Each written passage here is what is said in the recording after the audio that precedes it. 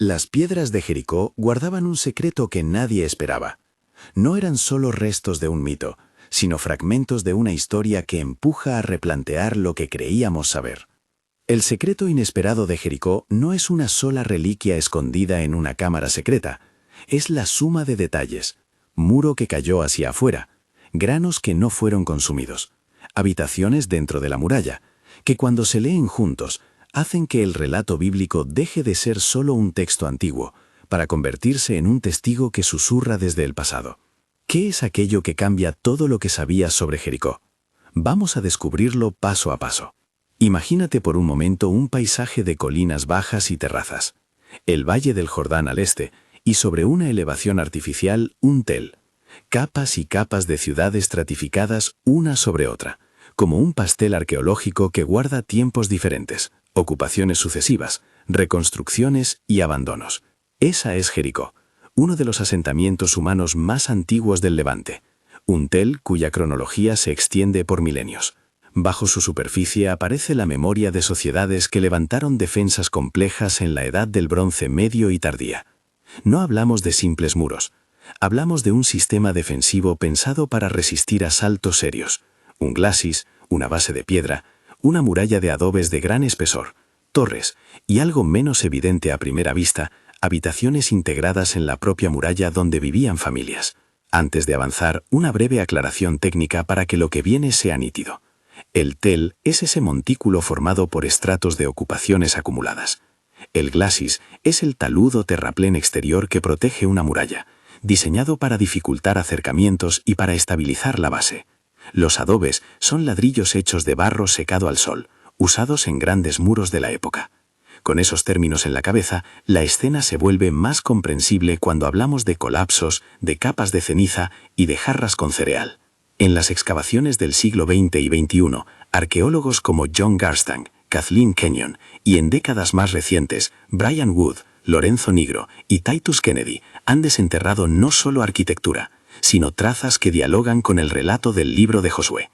No todas las conclusiones coinciden. La cronología y la interpretación de capas han sido objeto de debate académico intenso. Pero hay coincidencias técnicas que llaman la atención. Se han encontrado murallas de adobe derrumbadas formando rampas exteriores, capas de destrucción con abundante ceniza y depósitos de cereal en jarras que muestran signos de haber sido abandonados de golpe.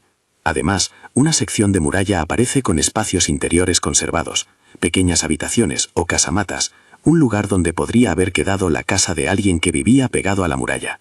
Vamos a ponerlo en perspectiva histórica y narrativa. En el relato bíblico, Josué 2, Josué 6, 2 espías israelitas llegan a Jericó. Son ayudados por una mujer llamada Rahab que los oculta en su casa situada junto a la muralla.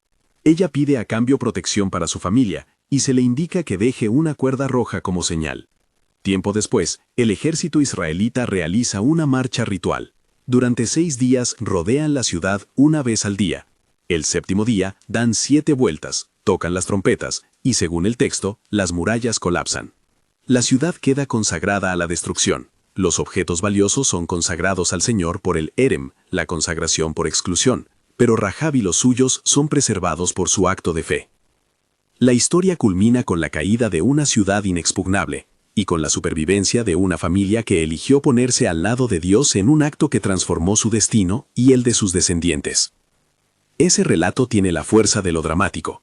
Lo que lo hace explosivo desde la arqueología es que ciertas observaciones materiales son inesperadamente coherentes con elementos narrativos concretos. La existencia de casas construidas dentro de la muralla, una capa de destrucción que sugiere un incendio devastador, restos que señalan un colapso hacia el exterior y depósitos de grano que no muestran señales de consumo por un asedio prolongado.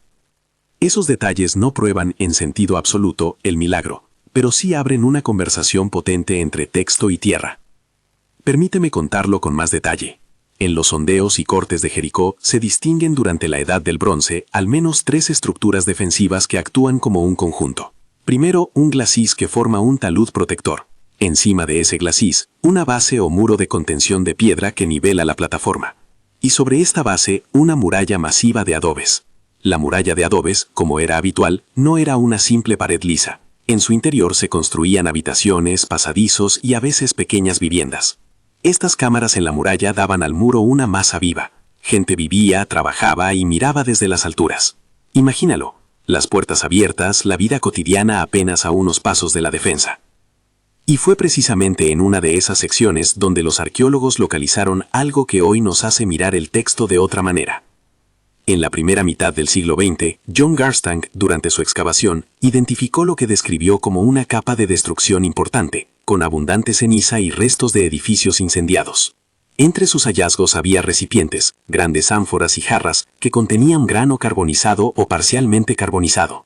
La interpretación de Garstang fue que un ataque violento había sorprendido a la población, dejando alimentos que no llegaron a utilizarse del todo. Desde el punto de vista narrativo, esto encaja con la idea de una caída repentina. La gente no tuvo tiempo de llevarse las provisiones, el fuego consumió lo que quedó y la ciudad quedó arruinada. Décadas después, Kathleen Kenyon introdujo una nueva lectura estratigráfica que complicó la cronología. Su metodología estratigráfica fue rigurosa y sus conclusiones tuvieron un impacto enorme. Según Kenyon, la ciudad que Garstang creyó contemporánea de la tradicional fecha de la conquista presentaba en realidad una ocupación y una destrucción en fases que no encajaban tan claramente con la cronología bíblica tradicional. Esto generó un debate que ha durado generaciones entre arqueólogos y estudiosos de la Biblia. ¿Coinciden la arqueología y el texto? ¿O estamos leyendo relatos que se moldearon sobre recuerdos más antiguos y mezclados? Aquí viene la parte que muchos no esperan. Más allá de la discusión de fechas, hay rasgos técnicos que no cambian con interpretaciones cronológicas. La orientación de los derrumbes, la presencia de una capa cataclísmica con signos de incendio y, sobre todo, la existencia de espacios habitables dentro de la muralla. Para entender por qué eso importa, hay que visualizar cómo se derrumban los muros de adobes. Cuando un muro de barro de gran altura se viene abajo, lo más habitual es que el colapso se dirija hacia el interior, por el peso y por la gravedad. Sin embargo, en Jericó las capas de derrumbe forman una rampa hacia afuera en algunos tramos. Es como si los adobes, tras perder su cohesión o tras sufrir un movimiento violento, hubieran formado una plataforma que facilitó su paso hacia la llanura exterior. Esa rampa ha sido leída por algunos arqueólogos como señal de una caída repentina que dejó el material en esa posición, por otros como resultado de procesos posteriores. La controversia existe, pero el hecho de la rampa hacia afuera es una observación tangible que no desaparece por el debate. Piensa en lo que eso implica para el relato. Josué describe que las murallas cayeron. Ese verbo no explica todos los matices, pero la imagen bíblica coincide con la evidencia material de un colapso que, al menos en algunos sectores, empujó escombros hacia el exterior. ¿Coincidencia? Podría ser. ¿Prueba concluyente? No. Lo correcto es decir que las coincidencias son notables y merecen atención, sin sobredimensionarlas. Otro ejemplo que suele mencionarse es el del grano dentro de vasijas. Garstang informó de hallazgos donde el cereal, debido al calor, se encuentra carborizado y conservado en recipientes sellados o semisellados. Si una ciudad hubiera sido sitiada durante un largo tiempo, lo esperable sería que las reservas hubieran sido consumidas o distribuidas. La presencia de jarras con grano intacta sugiere un abandono repentino, un evento que sorprendió a la población en su propia casa. Desde la perspectiva del relato bíblico, eso concuerda con la idea de una caída súbita. No hubo tiempo para un saqueo prolongado antes del fuego que consumió la ciudad. Y luego está la casa en la muralla. Uno de los hallazgos más evocadores es una sección que conserva en un estado que permite reconstruir habitaciones adosadas al muro. No es una prueba de la existencia de Rahab, por supuesto. No hay tabletas que nombren a un personaje concreto. Pero la arqueología confirma que la arquitectura de la ciudad permitía que una vivienda esté literalmente integrada en la fortificación. En la narración de Josué, Rahab vive en la muralla y desde allí protege a los espías. Ese detalle aparentemente pequeño es exactamente el tipo de cosa que un escritor podría inventar si no estuviera basado en una realidad arquitectónica reconocible. En otras palabras, el texto no habla de una ciudad abstracta, habla de una ciudad con casas que tocan la muralla, y la tierra lo corrobora. Mientras avancemos, mantendremos claro un punto crucial. Existirán siempre interpretaciones alternativas. Kathleen Kenyon propuso una cronología distinta. A partir de sus conclusiones, muchos sostuvieron que la destrucción que Garstang y otros identificaron no encaja con la fecha tradicional de la conquista. Luego, investigadores como Brian Wood han revisado datos y han mostrado que algunas observaciones de Kenyon podrían ser reinterpretadas a la luz de nueva evidencia o de nuevos enfoques. En las últimas décadas, arqueólogos como Lorenzo Nigro han aportado nuevas excavaciones y análisis que matizan la discusión. Titus Kennedy, por su parte, ha contribuido a ubicar el debate en un diálogo entre texto e historia, recordando que la arqueología aporta datos, mientras que la interpretación siempre requiere cautela. Antes de seguir, una pausa para recordar la pregunta: ¿qué es exactamente el secreto inesperado? No es que la arqueología pruebe milagros. El secreto consiste en la manera en que detalles técnicos y puntuales dialogan con la narración bíblica, de forma que resulta difícil relegar el texto a una simple leyenda sin relación con la topografía, la arquitectura y los estratos reales. En ese sentido, la sorpresa no viene por la confirmación absoluta, sino por el hecho de que coincidencias tan concretas aparezcan en puntos que, a priori, podrían haber sido simples invenciones literarias. Eso obliga a replantear cómo se lee la historia, no como un conjunto de afirmaciones literales que se verifican línea por línea, sino como un texto que incorpora recuerdos preservados en la propia estructura de la ciudad. La arqueología, entonces, funciona como una lente que hace visibles pequeñas verdades materiales escondidas tras la pátina del tiempo. Volvamos a la escena. Los espías que entran sigilosamente, la cuerda roja que baja por la ventana para que Rahab y su familia crucen hacia la llanura, el rumor de tambores y trompetas que rodean la ciudad durante días, la tensión del pueblo que mira desde las alturas y finalmente el estruendo del colapso. Es un relato cargado de imágenes cinematográficas, y parte de su fuerza radica en esos detalles certeramente cotidianos. No es una ciudad abstracta, sino una comunidad con almacenes, con casas y con viviendas incrustadas en su defensa. Cuando la arqueología muestra exactamente eso, depósitos de cereal en vasijas, habitaciones adosadas a la muralla, capas de ceniza, el relato deja de ser solo letra para transformarse en un testimonio que dialoga con los objetos. Pero la arqueología no es un tribunal que dictamina veredictos metafísicos, es una ciencia de probabilidades, de lecturas cuidadosas de capas y contextos. Por eso la discusión entre Garstang y Kenyon no es accidental. Cada excavador aporta métodos, cronologías y supuestos que influyen en la interpretación. Garstang trabajó en un momento donde la asociación entre estratos y fechas era diferente. Kenyon refinó las técnicas estratigráficas y propuso que algunas capas eran más antiguas o más recientes de lo que se pensaba. Más tarde, la revisión de materiales cerámicos, análisis de muestras y nuevas excavaciones permitieron que algunos especialistas, como Brian Wood, cuestionaran ciertas conclusiones de Kenyon o al menos propusieran matices que reconducen la cronología hacia posiciones compatibles con la tradición histórica. Esto no es un simple debate académico, tiene implicaciones teológicas y pastorales. Si la caída de Jericó se lee como mera metáfora, la figura de Rahab pierde un anclaje histórico que la hace extraordinariamente real. No solo una mujer que se salvó por fe en un texto, sino alguien cuyo gesto encajaría exactamente en el paisaje arquitectónico que hoy identificamos. Igualmente, si la arqueología demuestra que las murallas efectivamente colapsaron de una forma particular y que la ciudad fue abandonada con provisiones, entonces la narrativa bíblica gana densidad histórica que no hace desaparecer su dimensión teológica, sino que la arroja sobre una base material.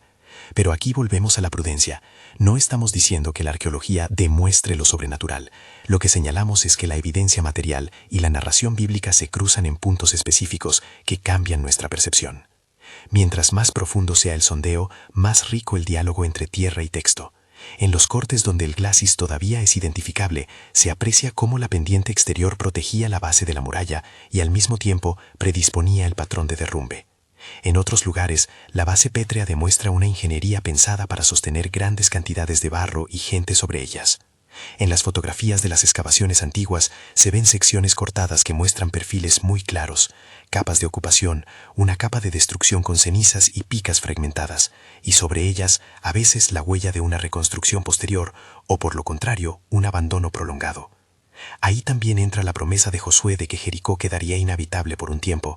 La arqueología detecta momentos de abandono que podrían coincidir con esas formulaciones bíblicas, aunque la correlación exacta en años sea discutida. Hasta aquí, hemos trazado la cartografía del hallazgo.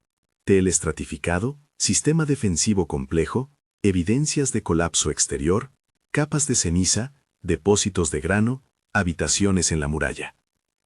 Todo ello es parte del secreto inesperado. Que una amalgama de detalles técnicos y cotidianos, tan minuciosos que solo un ojo formado podría apreciarlos, compone una fotografía que no se alinea con la idea de un mito totalmente desacoplado del terreno. Pero todavía falta algo esencial: el factor humano. La historia de Rahab no es un texto de arqueología, es una historia de elección y fe. En la narrativa bíblica, ella reconoce la soberanía del Señor y actúa con riesgo para proteger a los agentes del cambio histórico. Su gesto tiene reverberaciones que trascienden su tiempo. La tradición bíblica la incluye en la genealogía que conduce a David y más tarde, según el Evangelio de Mateo, llega hasta la línea de aquel que para los cristianos es la culminación de la promesa.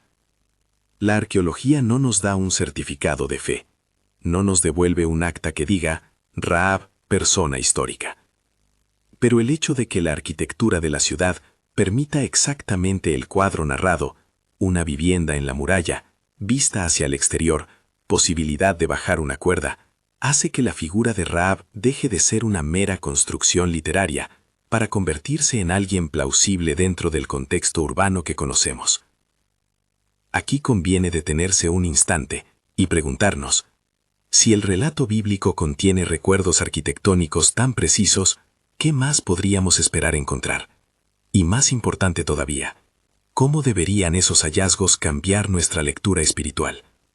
No es que la arqueología nos entregue respuestas finales, es que nos plantea preguntas nuevas sobre la manera en que la memoria colectiva se preserva en la piedra y la arcilla. Es en esa frontera, entre lo tangible y lo narrativo, donde el secreto inesperado produce su efecto más potente. Obliga a repensar la relación entre la fe y la historia, sin reducir una a la otra. Hemos recorrido ya el paisaje físico y la narración. Tel, glacis, muralla de adobes, habitaciones en la muralla, capa de ceniza, jarras con grano, el relato de los espías y Rahab, la marcha ritual y la caída. También hemos introducido el conflicto académico, Garstang y su identificación de un colapso y grano enterrado, Kenyon y su relectura estratigráfica que desafió fechas, luego la revisión por parte de investigadores contemporáneos que han matizado ambas visiones. A este punto, la historia exige entrar en la zona en la que la arqueología deja de ser una sucesión de hallazgos para convertirse en una voz que interpela la fe. ¿Qué significa confiar en murallas humanas cuando la historia muestra que hasta las defensas más sólidas pueden fallar? ¿Qué significa elegir la fidelidad como hizo Rahab en un mundo donde la seguridad se busca en rampas de barro y piedra? Antes de responder a esas preguntas con aplicaciones y conclusiones teológicas, debemos profundizar en el modo preciso en que las evidencias fueron interpretadas por cada investigador y qué peso tienen realmente frente al texto. Es allí donde la discusión se vuelve más fina. No basta con acumular coincidencias, hay que examinar contextos, dataciones cerámicas, análisis de carbones y la coherencia interna de las capas estratigráficas. La próxima etapa es leer los informes técnicos, comparar los cortes y evaluar qué hipótesis explican mejor el conjunto de datos sin forzar interpretaciones. Es un trabajo que combina rigor científico y sensibilidad histórica, y es el puente que conecta el TEL con el texto. Sin embargo, antes de bajar al detalle metodológico, quiero dejarte con una imagen que resume la asombrosa convergencia entre tierra y palabra. Imagina una madre escondiendo a dos hombres en su tejado, la cuerda roja que baja por la ventana, la trompeta que suena en la llanura y de pronto una ciudad que parece rendirse. Ahora imagina esas escenas no solo en las páginas de un libro antiguo, sino también en los huesos de un muro que, al abrirse, muestra una habitación donde alguien vivió. Esa superposición de narrativa y materialidad es la esencia del secreto inesperado de Jericó. Si esta historia te despierta curiosidad, comenta Jericó y qué parte te sorprendió más. Quiero saber si te interesa que sigamos desgranando la evidencia técnica y cómo los diferentes arqueólogos llegaron a conclusiones distintas. A partir de aquí, nos prepararemos para entrar en la zona crítica del debate. Examinaremos las capas estratigráficas, la datación cerámica y las fechas propuestas por Garstang y Kenyon. Veremos cómo los análisis recientes han reabierto preguntas y finalmente buscaremos una síntesis que permita apreciar tanto la fuerza del texto como la prudencia de la ciencia. Pero antes de emprender ese análisis más técnico, conviene entender con precisión qué sucede en el momento de la destrucción, qué revela el patrón de escombros, cómo la capa de ceniza se organiza sobre los niveles de ocupación y qué nos dicen los contenidos de las vasijas sobre la vida cotidiana que quedó suspendida en un instante. Esos detalles, técnicos y humanos a la vez, son el siguiente paso del relato. Sin ellos, la comparación entre texto y arqueología quedaría a medias. Lo que sigue es el corte donde la arqueología se vuelve más técnica, pero sin perder de vista lo humano. Cómo se leen las capas, qué dicen los materiales y por qué esas lecturas importan para nuestra fe. No vamos a perdernos en tecnicismos, iremos paso a paso, manteniendo la sorpresa que llamó al inicio. El secreto inesperado de Jericó no se agota en una línea de excavación, sino en la suma de observaciones que, una tras otra, hacen difícil volver a mirar el relato bíblico como una simple fábula. Cuando los arqueólogos hablan de estratigrafía, hablan de una cronología vertical. Cada capa es un fragmento de tiempo preservado, como páginas amontonadas de un libro que la pala del excavador va pasando. En Jericó, los cortes muestran niveles de ocupación superpuestos, interrupciones y, en algunos sectores, una capa gris oscura de destrucción. Esa capa, donde aparecen fragmentos de cerámica quemada, charcos de ceniza y restos de estructuras colapsadas, es el corazón del argumento que conecta tierra y texto. ¿Qué métodos usan los especialistas para fechar y entender esa capa? Principalmente dos tipos de herramientas: la tipología cerámica y los análisis de materia orgánica, muestras quemadas, carbones, además de otros indicadores bioarqueológicos como los escarabajos que viven en cereales y pueden señalar procesos de almacenamiento o abandono. John Garstang, trabajando a principios del siglo XX, interpretó la presencia de capas de ceniza y de jarras con grano parcialmente carbonizado como la huella de un ataque violento que sorprendió a la población. Sus cortes mostraban niveles donde la arquitectura aparece desmoronada, y entre los escombros, depósitos de cereal que no habían sido consumidos. Para Garstang, ese patrón era coherente con la narrativa de una caída súbita. La gente no tuvo tiempo de trasladar las provisiones ni de rescatar sus bienes. A partir de esa lectura, muchos vieron en Jericó un reflejo arqueológico del relato de Josué. Kathleen Kenyon llegó después con un método estratigráfico más riguroso y planteó una cronología distinta. Su lectura de los niveles implicaba que las fechas de ocupación y destrucción no se correspondían exactamente con la cronología tradicional de la conquista israelita. Kenyon no negó la existencia de una destrucción significativa.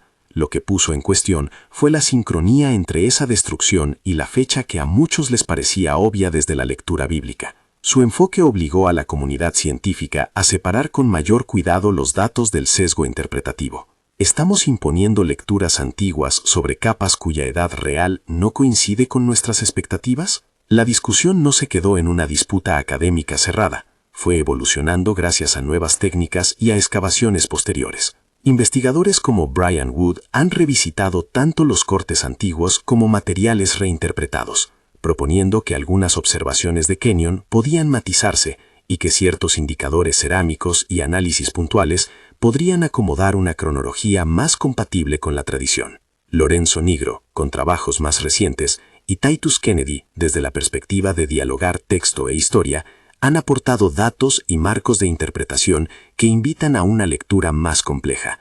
Ni Kenyon canceló todo rastro de coherencia entre tierra y texto, ni Garstang ofreció una correspondencia cerrada y definitiva. ¿Qué significa todo esto para el común de los lectores?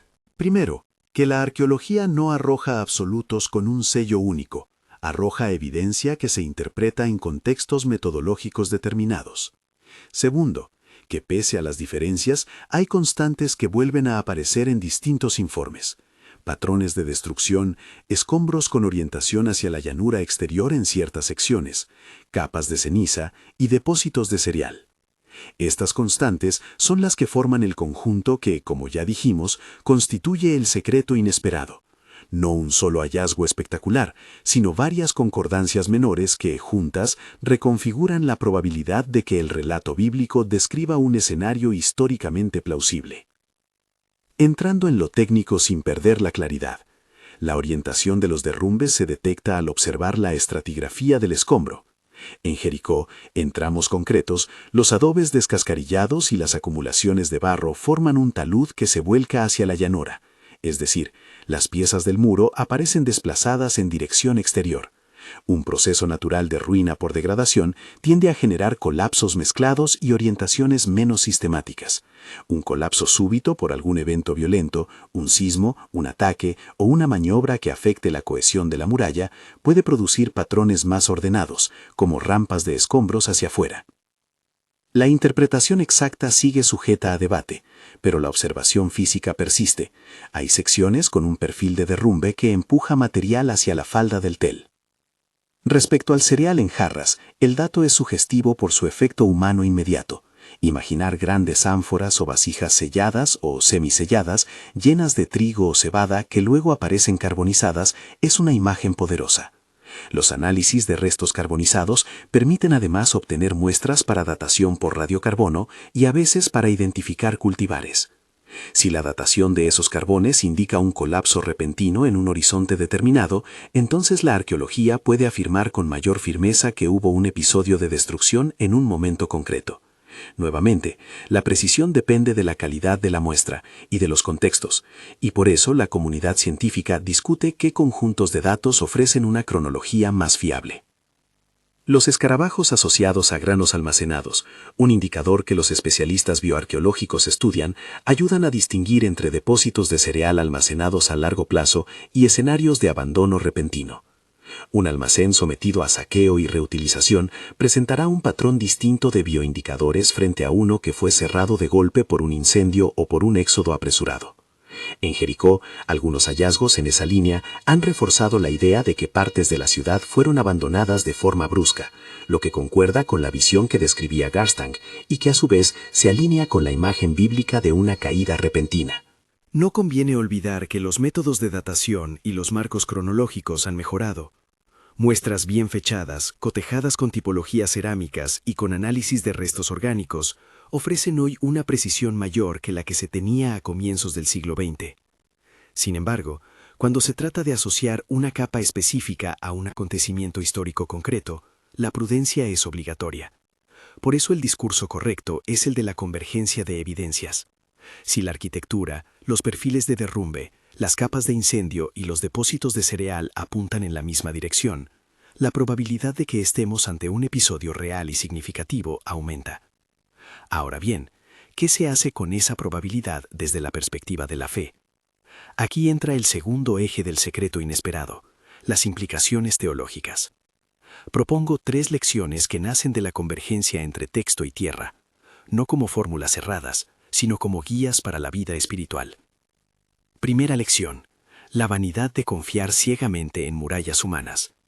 Las defensas más sofisticadas, glacis, gruesas murallas, torres, fueron objeto de orgullo y esfuerzo colectivo. Sin embargo, la historia de Jericó nos recuerda que lo construido por mano humana puede fracasar frente a la soberanía divina o frente a contingencias que la historia no controla. Esta no es una llamada al fatalismo, sino a la humildad. Nuestras seguridades materiales y estratégicas tienen límites. La pregunta pastoral que arroja esto es directa. ¿En qué muros contemporáneos estamos buscando refugiarnos? ¿En qué proyectos, en qué sistemas, en qué autosuficiencia depositamos nuestra confianza? Jericó no es un reproche a la sabiduría humana, sino un recordatorio de que la última palabra no la da la piedra, sino aquel que sostiene la historia. Segunda lección: la fe que convierte destinos. Rahab representa un acto de fe que altera el curso de la historia personal y colectiva. Su decisión, esconder a los espías, apostar por el Dios de Israel y pedir protección, la sitúa en el lado correcto de la narrativa. La arqueología no nos regala una prueba documental de Rahab, pero confirma que su acción es verosímil dentro del marco urbano: vivir en la muralla, tener una ventana hacia la llanura, poder bajar una cuerda. La plausibilidad arquitectónica no hace menos notable su fe. Todo lo contrario, la hace aún más impactante. La lección para nosotros es que una sola decisión, un acto de valentía fundado en la fe, puede alterar lo que parecía inamovible. Rahab no conquista la ciudad, simplemente elige el lado de la historia que Dios estaba haciendo. Tercera lección: Dios cumple en su tiempo. La narrativa bíblica habla también de consecuencias a largo plazo, la maldición de que la ciudad quedaría deshabitada, y siglos más tarde, la mención en Primera de Reyes 16:34, y la arqueología registra momentos de abandono que podrían corresponder a fases prolongadas de desocupación. Esto nos recuerda que las promesas divinas no siempre caen en nuestra cuenta bancaria de inmediato, muchas veces se cumplen en la trama larga de la historia. Para la vida cristiana, esto es un consuelo y una exhortación. El cumplimiento puede venir en formas y tiempos que no controlamos, pero que sin embargo revelan una fidelidad más allá de nuestro horizonte temporal. Al llegar a estas lecciones, sentimos de nuevo el peso del secreto inesperado. La arqueología no nos convierte en jueces infalibles de la fe, pero sí nos obliga a replantear la relación entre documento y realidad, entre relato y paisaje. La tierra no anula la palabra, la dialoga. Y cuando ese diálogo muestra coincidencias técnicas, murallas con habitaciones, derrumbes hacia afuera, capas de ceniza y granos abandonados, entonces nuestra lectura espiritual gana profundidad y responsabilidad. Es el momento de afinar el clímax, la invitación a elegir. La historia de Jericó no concluye simplemente con la caída de los muros, concluye con una llamada que sigue vigente. ¿De qué lado quiero estar? ¿Confiaré en mis propias fortificaciones o reconoceré la soberanía de Dios? ¿Me esconderé en la seguridad aparente del barro y la piedra o tomaré la cuerda roja de la humildad, como Rahab, y me colocaré en la senda que puede cambiar mi destino? No es una pregunta meramente intelectual, es una decisión que implica acción, riesgo y fidelidad. Para quien escucha esto desde un lugar de incertidumbre, el secreto inesperado tiene una función provocadora. Muestra que la historia de la revelación divina se entrelaza con la historia humana de manera concreta, que los relatos bíblicos tienen anclajes materiales que los hacen verosímiles, y que la posibilidad de cambiar de lado, de abandonar nuestras murallas privadas, no es una hazaña literaria, sino una opción real que ha cambiado destinos en el pasado. Para el creyente, el reto es sostener la fe con humildad intelectual, admirar la arqueología sin reducir la fe al dato arqueológico, aceptar la investigación crítica sin perder la perspectiva devocional. Antes de cerrar, conviene subrayar una última vez la prudencia epistemológica. La arqueología aporta razones para creer que ciertos detalles del relato de Josué encuentran reflejo en el terreno. No las convierten en un certificado infalible de lo sobrenatural. Esa modestia es parte del método científico y, paradójicamente, también honra a la fe. Reconocer límites empíricos no debilita la confianza en Dios, la sitúa en una confesión que admite misterio y evidencia. Y aquí volvemos al título que nos convocó, El secreto inesperado de Jericó. Esto cambia todo lo que sabías.